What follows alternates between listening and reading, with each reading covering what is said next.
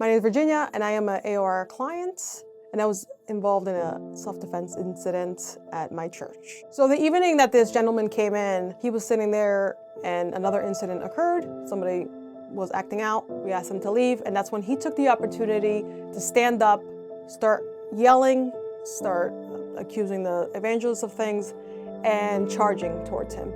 So that's when someone else asked him to leave. We got them closer to the door.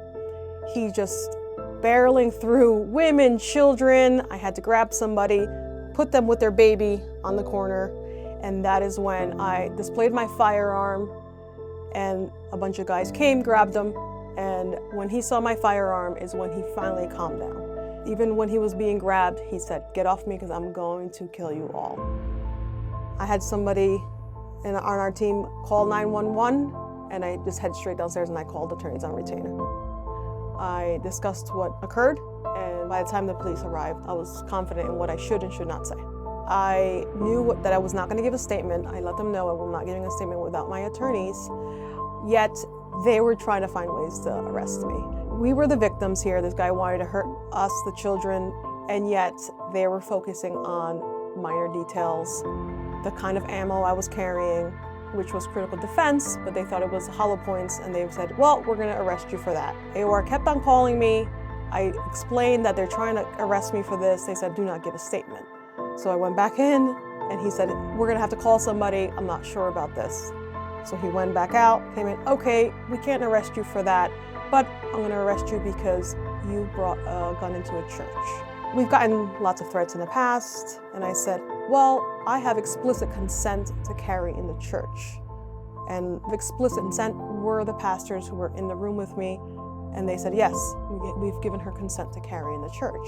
In the meantime, the guy's counting how many bullets are in my gun, because we're only allowed 10-round mags. And he's like, "How many are in here?" And I'm just thinking to myself, this guy's threatening us, and you're just trying to find anything to arrest me. Well, I was definitely very angry, very upset. I did keep calm. Every time they came in, I was just thinking, what else are they gonna come up with? So that's when they called local counsel.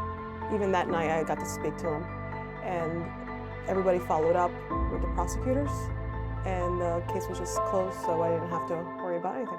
My experience with AOR was excellent, because not only did I get a response back quickly, but they kept me up to date consistently. So I wasn't worrying about what was going on or where my case was, or if they were gonna just knock on my door and I was gonna get arrested later on. They were constantly just updating me.